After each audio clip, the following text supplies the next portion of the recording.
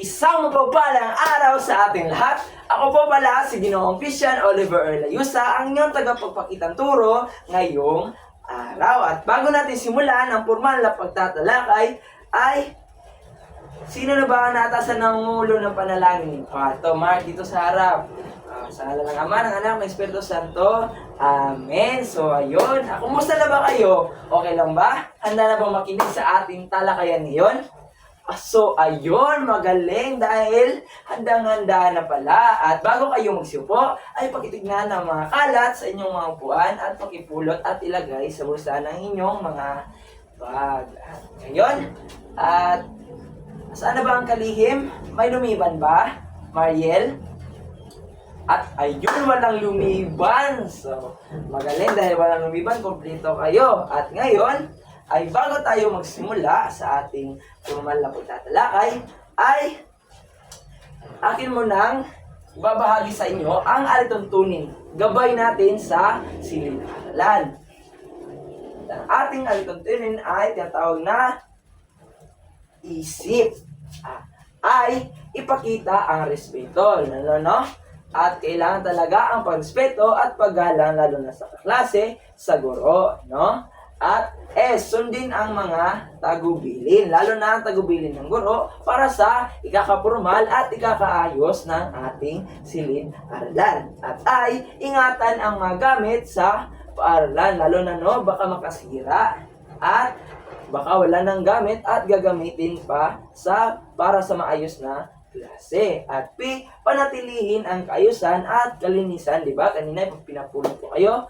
Kailangan talaga na panatiliin ang kalinisan upang hindi rin tayo magkasakit. Ganon. At ngayon ay bago tayo magsimula sa ating talakayan, ay meron tayong paunang gawain. Ang ating paunang gawain, ating pagsasanay. Ngayon, babasahin ko muna ang panuto. Ang panuto, ayusin ang mga magulong letra upang mabuo ang tamang salita at isulat ang sagot sa isang kapat na papel. Saan isusulat? Sa isang kapat na papel. Sige, kumuha muna kayo ng isang kapat na papel. So, ayun. At bibigyan ko kayo ng 2 minuto para sagutan ang mga magugulong letra. Sige nga. So, ayun, tapos na. Sige nga, nasagutan na ba? So, ayun. Ayun, ating sasagutan. Sige, sa unang tanong, sino sasagot? O siya, ano sa tingin mo sagot dito? Pagbati ba? Pagbati, tama. Sige naman. O, ikaw Mark, sa pangalawa, ano naman tingin mo sagot dito sa pangalawa? Pag-anyaya. Tama! Magaling na, nakakasagot kayo, no? Sige nga, dito nga sa pantatlo. Sige nga, Cyrus. Ano sa tingin mga sagot sa pantatlo? Sige nga.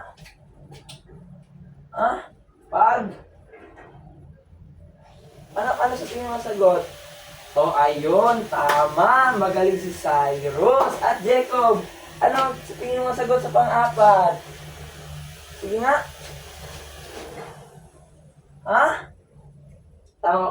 Tama ba ang sagot mo? Pagtanggap? Ayun, tama. Pagtanggap, magaling. Sige, sa panghuli, sino ang sasagot? Mariel. Sige, sagutan mo, Mariel. Nasa tingin mo ang sagot dito? Pag-iisip. So, ayun, magaling. Dahil nasagutan nyo ang mga katanungan, ang gagaling naman ninyo, no? Dahil mabilis ninyo nasagutan. Grabe. Matatalino nyo, mga bata. At ngayon, bago tayo magdadako sa ating pangalawang aktibidad, ay magbabalik-aral muna tayo. Sige nga, ano ba ang tinalakay natin kahapon? Sige Mariel, grabe si Mariel ba? Natataas agad, no? Sige Mariel, ano ba ang tinalakay natin kahapon? Patungkol sa pagbabasa. Magaling, nakinig na talaga si Mariel. Si Mariel talaga ang magaling na estudyante ko, no? Na nakikinig. Sige, sino naman? Sige nga, di ba tinalakay natin kahapon ay patungkol sa pagbabasa? Sige, Cyrus, sige, ano naman natutunan mo patungkol sa pagbabasa? Mga klase ng paano ang pagbabasa. So, ayun, magaling din sa Cyrus dahil nakinig. Gabi, magaling dito si Cyrus na estudyante ko.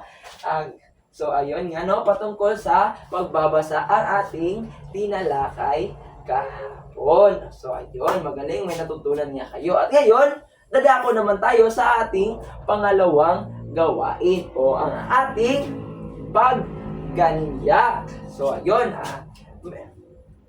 meron ako ditong inihandang pen, tsaka mga salita. Ito, mga salita. At ngayon, nakapares-pares na to. At ngayon, makinig dahil sasabihin ko kung ano at ang gawain. Ang ating gawain ngayong araw ay tinatawag na ibulong mo, salita mo. So, ayun, makinig sa mechanics. Ahatin ko muna pala kayo sa dalawang grupo. Sige. Dito sa patin to, sa kalahatin to, dito ang unang grupo. At dito naman, pangalawang grupo na kayo. Sige, ngayon, sasabihin ko na ang mechanics. At ayun, nahati ko na kayo sa dalawang grupo ay bubuo kayo ng linya. No? Bubuo kayo ng linya. At tapos, sa pagbuo nyo ng linya, ang unang estudyante na nasa harap ay siya yung bibigyan ko ng mga salita. No? Salita. At ngayon, ibubulong niya sa likurang kaklase.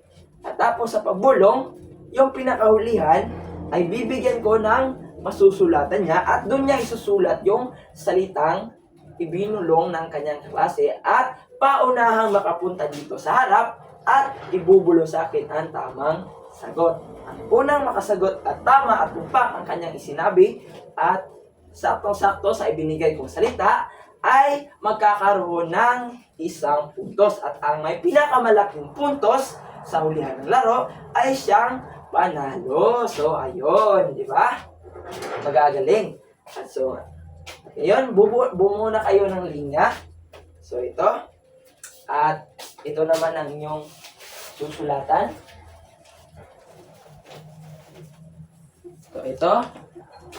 Pen ka dito. Ikaw naman dito. Yun. Magbibigay na ako ng salita, ha? Sige. Buo na linya. Ayusin ang linya. Yeah. Ito. Sige na. Basahin. Bulong. So, ayun. Paunahan na. Wala. Parang hindi na bulong mo. Maayos. Ayusin. So, ayun. Paunahan na. So, ayun. Si Cyrus ang nauna. Nahuli si Jacob. Sige, Cyrus, ano sa tingin mo salita? At ikaw naman, Jacob, ano sa tingin mo salita? So, yun. Sige, ano ba ang tamang salita?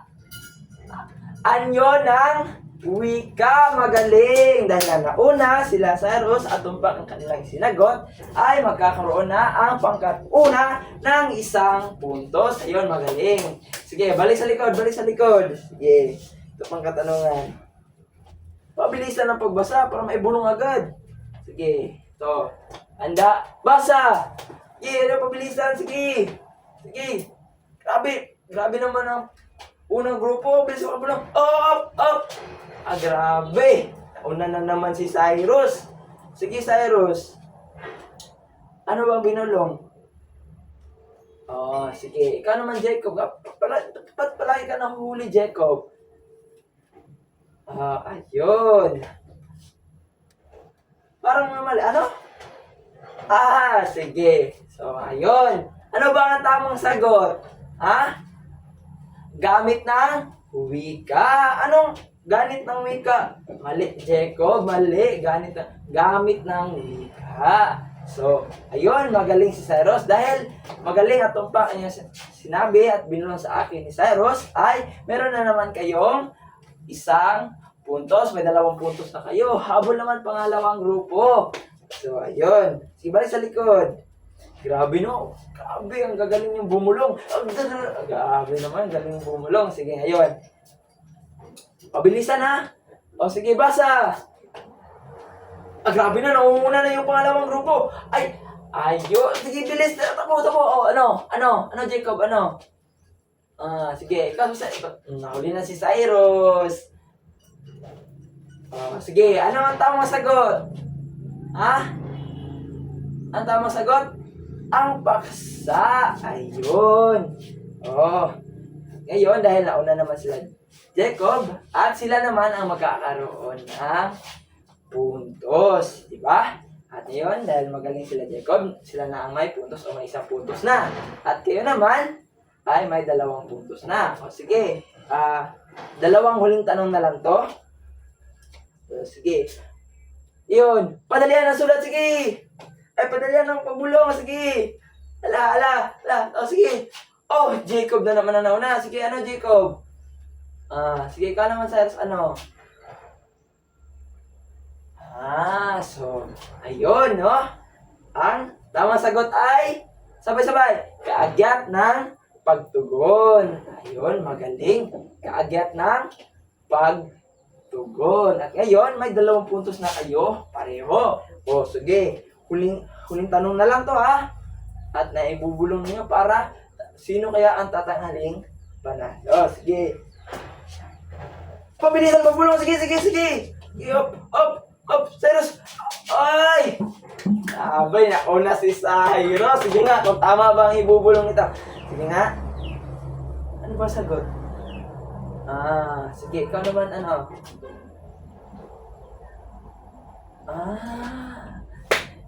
So, ayun. Nauna si Cyrus, ngunit mali ang kanyang sinabi. Di ba? Ano yun? Kaangkupan ng pagbaba. Kaangkupan ng, ano ba ang tamang sagot?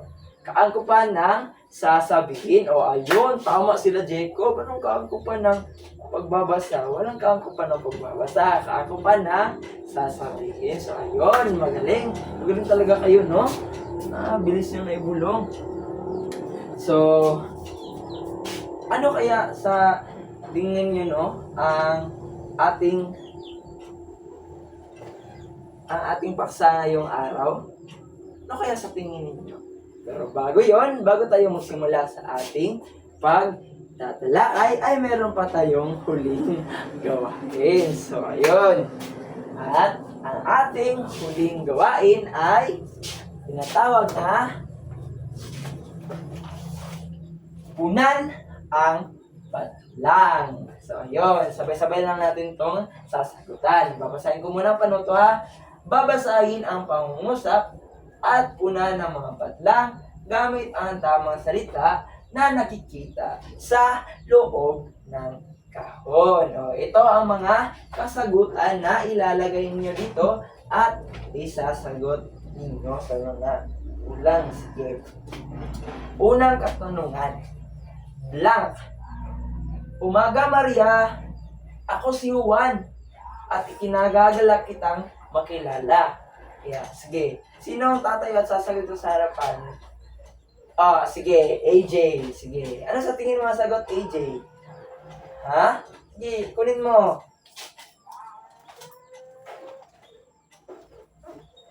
Tama ba ang sagot ni AJ? Ha? So, ayun. Tama ang sagot ni AJ na magandang umaga, Sige, sabay-sabay natin basahin.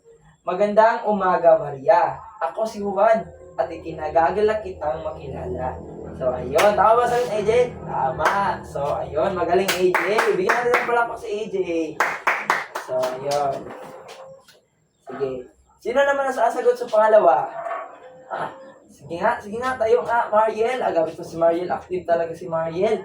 Sige. Babasahin natin sabay-sabay. Dahil gusto kitang aniyan sa pista, dumaan ako sa inyong blank.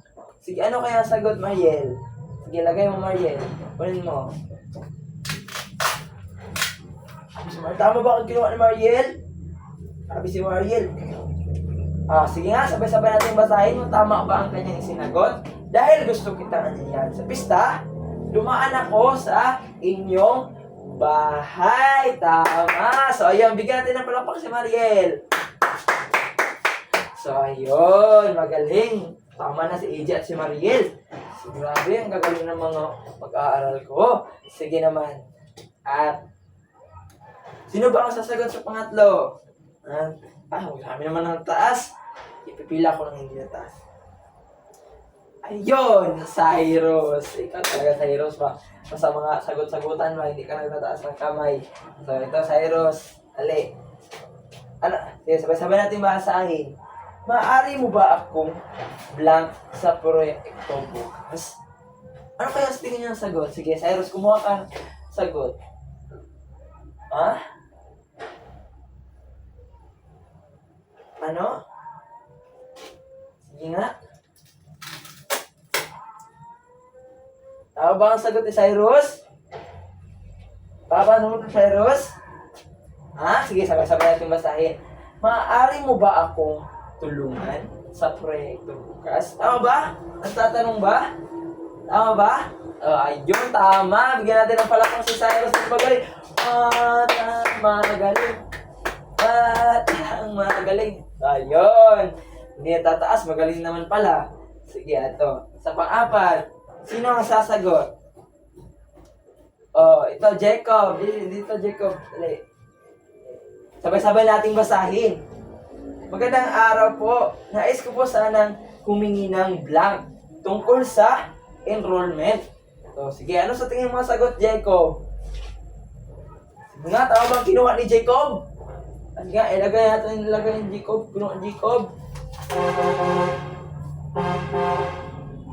Okay, sabay-sabay natin basahin. Magandang araw po. Nais ko po sana humingi ng impormasyon tungkol sa enrollment. Tama ba ang impormasyon? Tama! Magaling si Jacob. Kata Jacob, magaling na bata. Magaling na bata. So, ayun, magagaling. At ito naman sige, sa panglima, sa panguli, sino ang sasagot? Sige, Mark. Ito si Mark. Sige nga, ano sa tingin mo ang sagot sa hulihan? Ha? Syempre, obvious, di ba? Isa na lang ang huli. Kalikasan. Sige nga, sabay-sabay natin basahin. Ang kalikasan ay dapat pangalagaan dahil nagbibigay ito ng malinis na hangin at tubig sa lahat. Ayun, magaling dahil nasagutan nyo ng tama ang aking mga katanungan. Magagaling, ang gagaling na nga niyan, no? Sige. Ano kaya ang koneksyon ng ating mga gawain sa ating tatalakayin ngayong araw? Alam nyo ba? Grabe, excited na kayo, no? Pero bago yon ay titignan muna natin ang ating layunin sa araw na ito. Tadan! Tandadan! Layunin mo ba?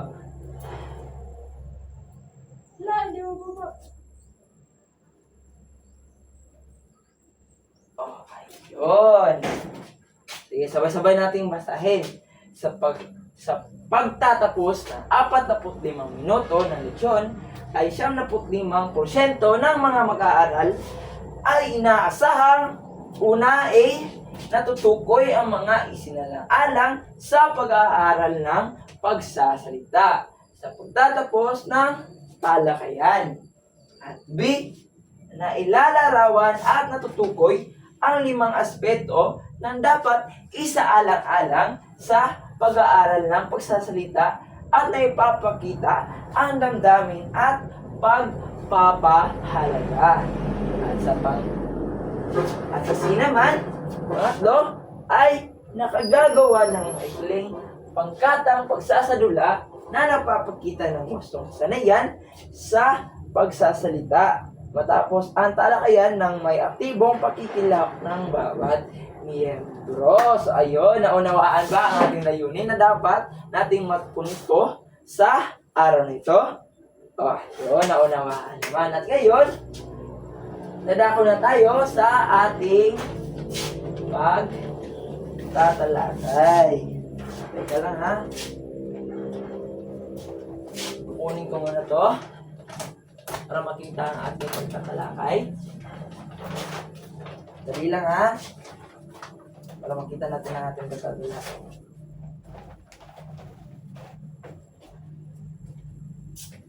Ayun. Ang ating tatalakayin ay patungkol sa mga isinaalang-alang sa pag-aaral ng pagsasalita. Yan ang ating paksa ngayong araw. Sige. Unang-una ay ang gamit ng wika. Ayon kay Baygate, 1987, tinatawag niya itong karaniwang gawin o routine. Ang apat, ang pagbati, pagpapakilala, pag-anyaya, at pagtanggap. Alam naman natin na itong pagbati, pagpapakilala, at pag-anyaya at pagtanggap, halos ginagawa na natin sa araw-araw na hindi na pinag-iisipan. Katulad na lamang ng pagbati. Diba? Pag may nagkasalubong guro, magandang umaga, magandang araw, diba? Nagagawa na natin na karaniwang gawin natin sa pang-araw-araw. Katulad na lamang ng pagpapakilala, pag may makasalubong na bago or kakilala, ay ang pagpapakilala ay normal na nating ginagawa. Lalo na ang pag-anyaya, di ba? Pag-iimbita, pag-anyaya, at lalo na ang pagtanggap. Di ba? Ito ay, ayon kay Baygate, ay tinatawag itong routine. O, ginagamit na natin sa ating pang-araw-araw. At dito na dako naman tayo sa ating pangalawa. Anyo ng wika. At babasahin ko, gumagamit din ang mga tao ng iba't ibang salita at balangkas. Ang anyo ng wika ay depende sa kung ano ang paggamit, di ba? Karaniwan, kung may pupuntahan kang ibang lugar, depende ang kanilang ginagamit na wika, di ba? May iba't ibang anyo ng wika na ginagamit. Katulad na lang sa ibang parte ng Pilipinas, na kung pupuntahan mo ay may iba't iba talagang anyo na ginagamit na wika. Tulad natin dito sa Mindanao, gumagamit tayo ng salitang Cebuano o Bisaya. At doon naman sa Manila ay ang mga tao ron ay gumagamit ng salitang wikang Tagalog. Diba? At sa pangatlo, kaagyat ng pagtugon. Ang isang tanong ay inaasahang sasagutin ng kausap dahil ang hindi pagtugon dito ay tinatanaw na isang hindi kagandahang pag-uugali. So ayun, di ba? Alam naman natin na ang pakikinig, pag-iisip, at pagsasalita ay halos kasabay natin na ginagamit o halos kasabay na ginagawa. Kaya pag naririnig mo ang isang salita, ay pumapasok ito sa isipan mo, at dito sa isipan mo, ay lumalabas naman dito sa bibig, di ba? Kaya pag may nagsasalita sa harapan, alam naman natin na naririnig mo iyon at pumapasok ito sa iyong utak. At kailangan, pag may kumakausap sa iyo, ay kailangan mo talaga bigyan ito ng kaagyat na pagtugon para hindi naman ito magmukhang hindi kaganda o kaaya-ayang pag-uugali. Yun. At dito naman sa pang-apat, kaangkupan ng sasabihin. Ang pagsasalita ay higit sa naunang kasanayan sa wika ay sensitibo at konteksto sa pinaggaganapan nito, di ba? Dito naman sa kaangkupan ng sasabihin, kailangan angkop ang salita o ang wikang gagamitin, di ba? Meron tayong tinatawag na pagkakilala lang ay gumagamit tayo ng mga hindi formal na salita, di ba? Tulad na lamang ng nakaugalian ang mga balbal na salita na nakasanayan na sa mga kasama, normal na kasama. Pero gumagamit din tayo ng formal na pagsasalita sa tuwing nandito tayo sa paaralan, o sa trabaho man, o sa organisasyon, di ba? Gumagamit tayo ng formal, depende sa ating kausap. At yan ang kaangkupan ng sasabihin. At dito naman sa panglima, ang paksa. Ang pagsasalita ay dapat mag-ugat sa isang paksa. Alam naman natin na ang pagsasalita ay nag-uugat sa isang paksa. Hindi naman kayo nag-uusap nang wala kayong pinag-uusapang paksa, di ba? Kailangan may paksa upang may daluyan ang inyong sinasabi o may patutunguhan ang inyong mga sinasabi, di ba? At yon lang ang ating paksa ngayong umaga ng ang 5 isinaalang-alang sa pag-aaral ng pagsasalita. So ayun, naunawaan ba? So ayun, magaling. Sige. Ano nga ang 5 sige nga, Sino kung ano nga ba ang, limang dapat isaalang sa pag-aaral lang pagsasalita. Sige nga. Sino pa nakinig? Sige. Jacob, sige. Ano ang limang isinaalang-alang sa pag-aaral ng pagsasalita? Sige, una. Sige, gamit ng wika. Sige, pangalawa. Anyo ng wika. Sige, pangatlo. Kaagyat ang pagtugon. Sige. Ano pangapat? Kaangkupan ng sasabihin. Sige, panglima. Ang paksaso. Ayun, nakinig na. Sige, bigyan natin ng palakpak na dahil nakinig. Ayun, magaling. At ngayon, dahil natapos na tayo sa ating pagtatalakay, andito naman tayo sa ating evaluation. So dito, evaluation, dahil alam niyo na ang ating paksa, ay dakal naman tayo sa ating evaluation. Sige, makakasagot naman kayo na dito dahil magaling kayong makinig at focus talaga kayo sa pagpakikinig habang nagsasalita ako. Ayun. At sige, sasagutan natin. Sige. Magandang umaga po. Ano sa tingin nyo masagot dito? Saan kaya to magandang umaga po? Sige, Sayro, saan? Asa? Gamit ng wika. Magaling, di ba nandito? Magandang umaga po. Ito ay pagbati. So, ang sagot dito ay gamit ng wika. Ayun, magaling. Sige, sa pangalawa naman. Sige, Maureen, dito sa Maureen. Sagutan mo ito, Maureen. Ang tatalakayin natin ngayon ay tungkol sa kabataan. Sige, ano ba ang sagot dyan? Patungkol sa kabataan.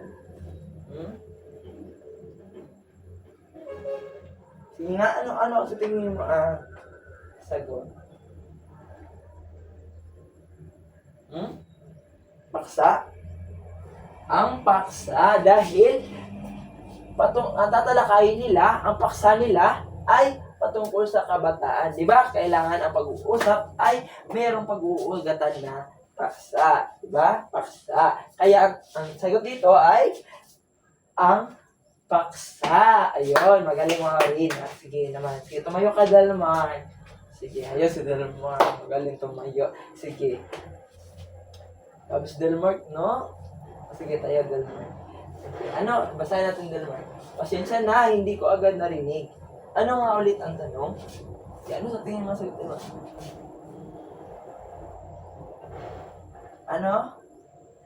Kaagyat ng pagtugon. Ayun, di ba? Di ba sabi ko kanina na ang pakikinig, pag-iisip, at pagsasalita halos kasabay na nangyayari. So ayun, dahil narinig niya at nag-response agad siya na hindi ko agad narinig. Pakiulit ng tanong. Kaya ang sagot dyan ay kaagyat ng pagtugon. Diba? Ano yan sa pang-apat? Sige, Cyrus. Pwede mo bang ayusin ang pangungusap mo para mas malinaw? Sige, ano kaya yan? Sagot dyan. Kaangkupan ng sabihin. Ayun. Ayos na pagsasalita. Para sa angkop na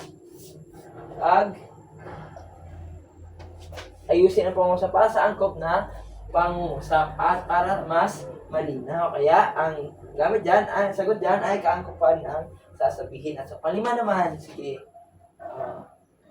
Huwag ka na, Jacob. Tapos ka na. Sige, Mark. Sige, ano sa tingin mo ang sagot dito, Mark? Huwag kang gumamit ng balbal dahil formal ang okasyon. Sige, Mark? Ano sa tingin mo ang sagot, Mark? Ayun, magaling.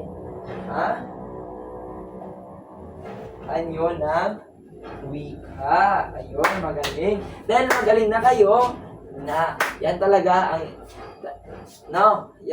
ang mangyayari. Dahil nakasagot kayo, dahil nakinig kayo sa aking pagpapaliwanag dito. Kaya nakasagot kayo. Ayun, magaling. At yun, dahil magaling na kayo sa ating mga gawain ay dadako naman tayo sa ating huling gawain na gagawin sasagutan ninyo sa inyong mga bahay o takdang gawain. Sige, babasahin ko ang ng gawain, ha? gumawa ng isang maikling sistemong sanaysay ang humigit kumulang 100 salita. At ipapaliwanag kung paano mo nakikita ang kahalagahan ng mga dapat isinalang-alang sa pag-aaral ng pagsasalita. At isulat ito sa malinis na papel at ipasa sa susunod na klase. Sige nga, ano ang isusulat? Ano ang isusulat sa papel? Ano ang isusulat sa malinis na papel? Ang mga nakikita na kahalagahan sa pag-aaral ng mga dapat isaalang-alang sa pag-aaral ng pagsasalita. So, ayun, magaling dahil nga unawaan.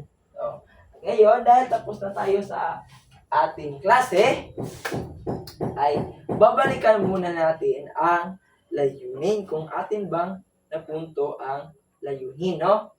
Ayun. Okay. Sige, dito na. Natutukoy ang mga isinalang-alang sa pag-aral ng pagsasalita pagkatapos ng talakayan. Sige nga, natutukoy ba ninyo? Sa evaluation kanina nating sinagutan, natutukoy ba ninyo?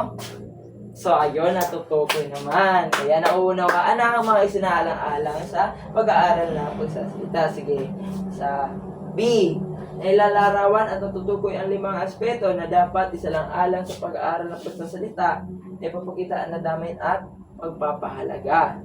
So, ayun, magaling dahil napunto na ninyo. At nakagagawa ng maikling pangkatang, ang pagsasadula na huli. Ay, meron pa pala tayong pagsasadula. Sige, gagawin muna natin ang pagsasadula para sa huli natin gawain. Sige.